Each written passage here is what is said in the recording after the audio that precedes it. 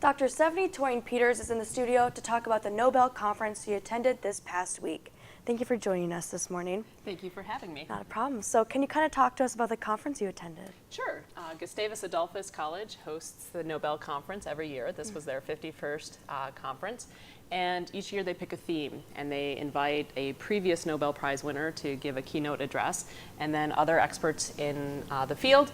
Usually they have at least one philosopher or ethicist to talk about that issue. And they have panels. And a large part of the conference is outreach to high school students and getting science to a general audience. Wow. So who did you all go to the conference with? Well, there were 4 faculty members that went this year and 8 students. And it was organized by Ben Bousquet in the physics department. He organizes it almost every year. Okay. So you said the theme was addiction. And why is this topic important? Well, I think it really came out at the conference that we all come with preconceived notions about what addiction is. Addiction is no longer defined as a disorder by the DSM, which is the manual for psychiatrists.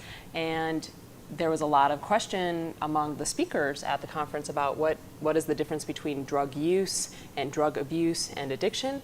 And so it's clear that people need to talk about this and try to understand what we really know about addiction and how that's different than drug use. Definitely. So the keynote speaker, you said it was a past winner, Mm-hmm. And then there were also other speakers. What other speakers did you attend? Well, I went to all of the major lectures except for the final one, but Dr. Carl Hart, I think, was the best talk. And what I really liked about his talk was that he liked to talk. He did a good job of talking about his science, which I'm a scientist, so I like that.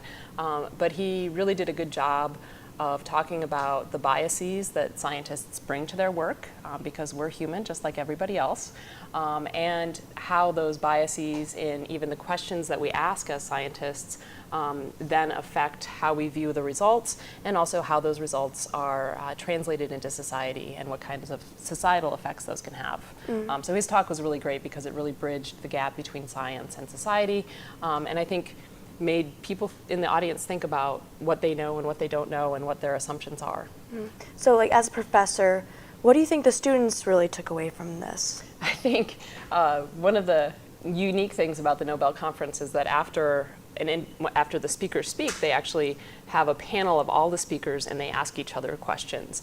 And I think this year there was a tension between some of the speakers. They have very different views of addiction and what drug abuse is, and there were some sharp words exchanged, and I think that really opened our students' eyes that even prominent scientists disagree with each other. Definitely. Well, thank you for joining us this morning. Thank you for having me. Information for next year's conference can be found on the Gustavus Adolphus College website.